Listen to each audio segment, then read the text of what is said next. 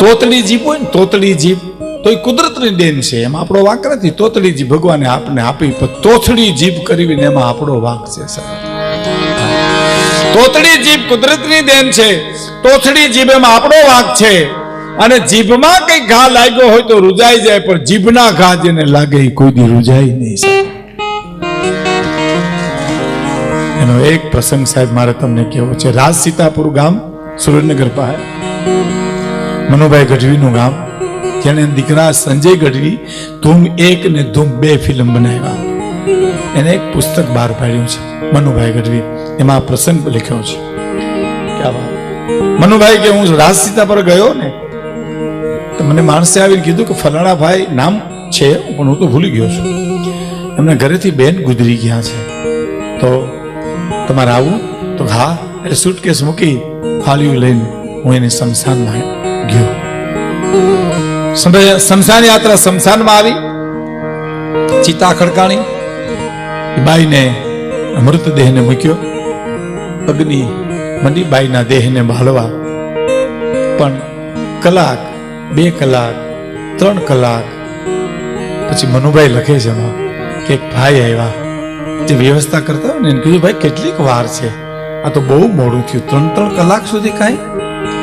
પછી જે વ્યવસ્થા લઈને બેઠા હતા એની વડીલને બોલાય, અહીંયા આવો. તો એ ઓલી સોપારી જેવડી ગાંઠ છે ને, એ તલ નાખીએ તોય નથી બળતી, ઘી નાખીએ તોય નથી બળતી, એમાં વાર લાગે. અને વડીલ બોલ્યા સાહેબ એ નહીં બળે, હે કે નહીં બળે. આ બેનને ઓળખું છું, એને ભાઈ નહોતો, મને જીભનો માનેલ ભાઈ કર્યો હતો. એકવાર એની હાહુ મેણું માર્યું ને કે નભાઈ કાલ વેલી ઉઠી જાય, નભાઈ નું વેણ એને કડવું માર્યું ને એની ગાંઠ વળી ગઈ ને, એ તલથી નહીં બળે અને ઘીથી નહીં બળે. એટલે કે સાહેલી સુણ સાહેલી મારી નણદલ મેણના બોલે, હૈરામાં નાચે રે સુણ સાહેલી, સુણ સાહેલી.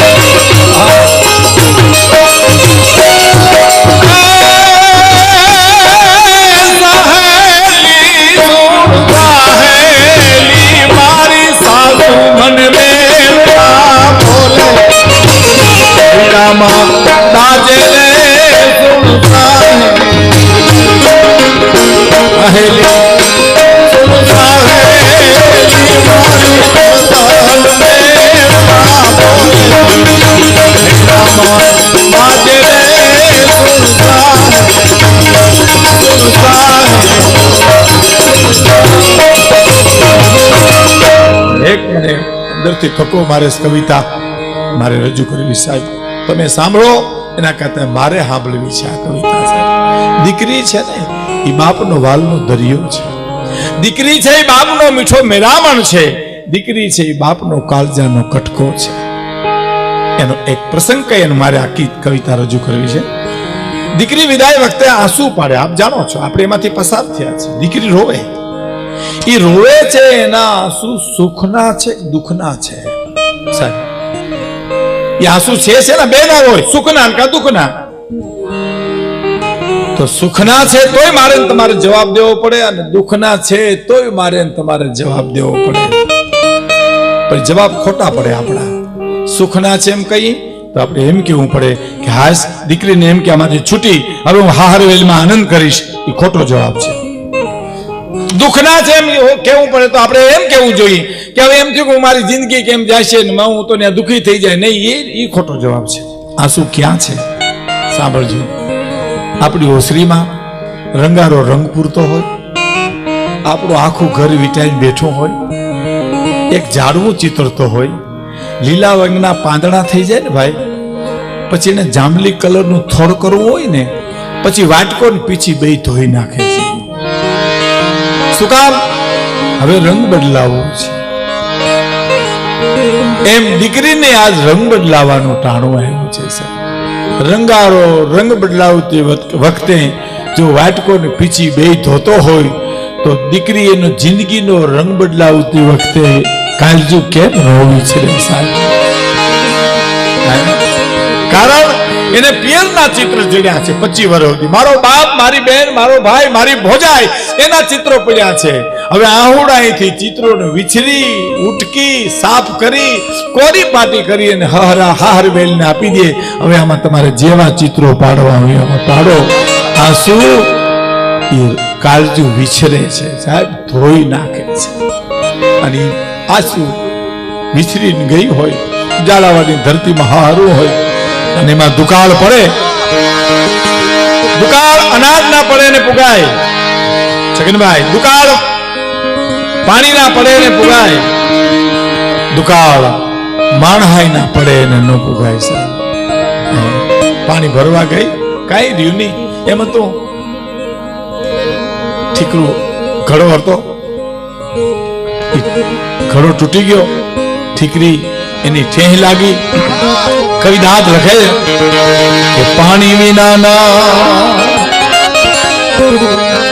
એ જ પાણી આરે ભીખ દીવાની છે.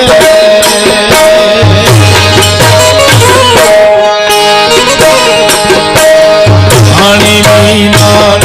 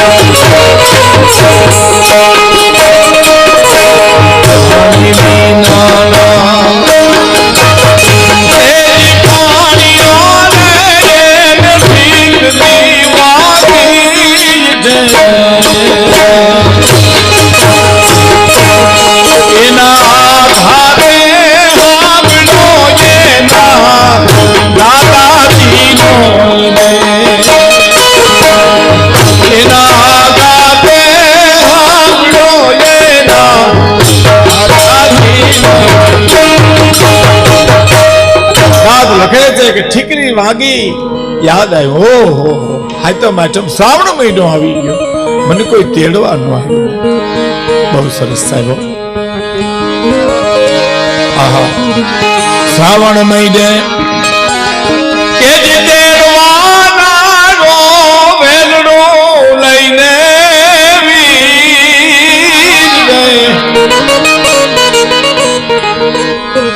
શ્રાવણ મહિને મન તેડવાના આવ્યો.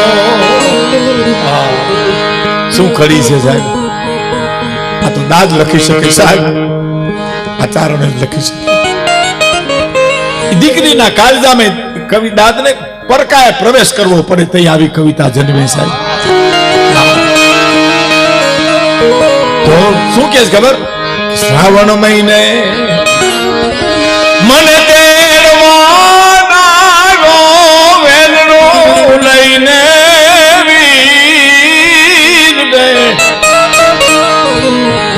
માના હેતની એ વીરડી રે દુકાળમાં ડૂબી ગઈ.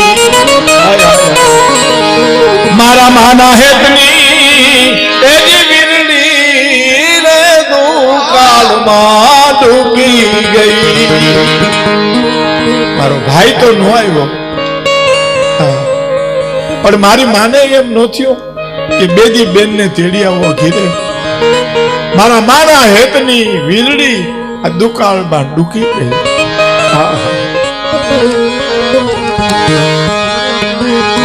શ્રાવણ મહિને એ મને તેડવાના વેલડો લઈને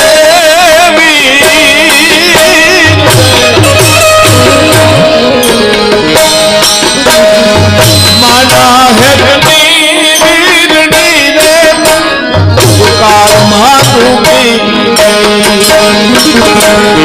મારા હેતની મારા માના હેતની વીરડી રે તું હળવા ડૂબી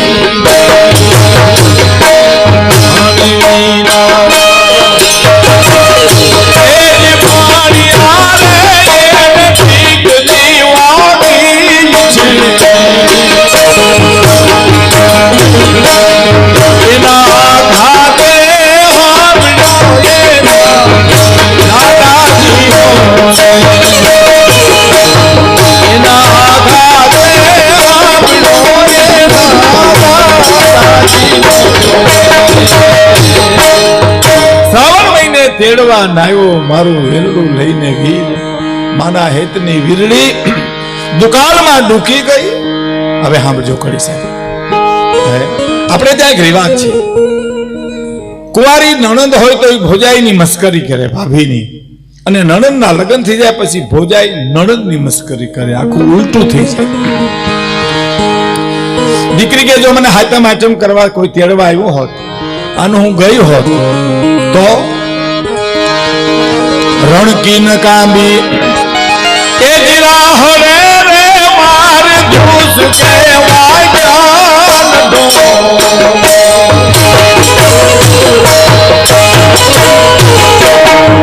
રણકી ન કાંબી એ જીરા હરે રે માર ધૂસ કે વાગ્યા દો હૈ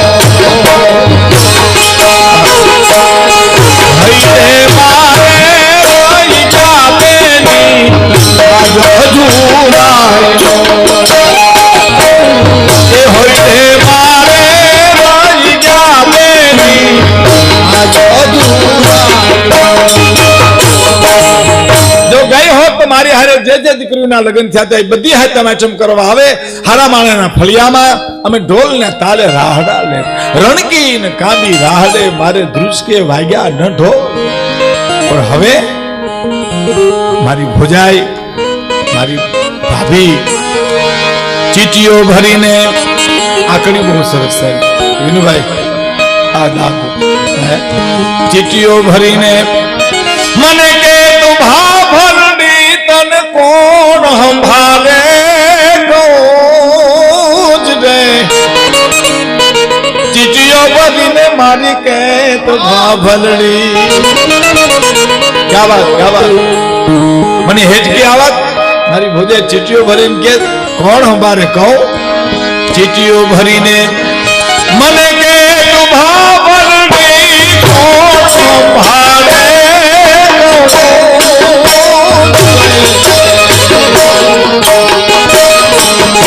ઈ વાતા બોલી ભાભરડી ના ઘોડા ભારત વાતા બોલી મારી ભાભરડી ના ઘોડા ભારત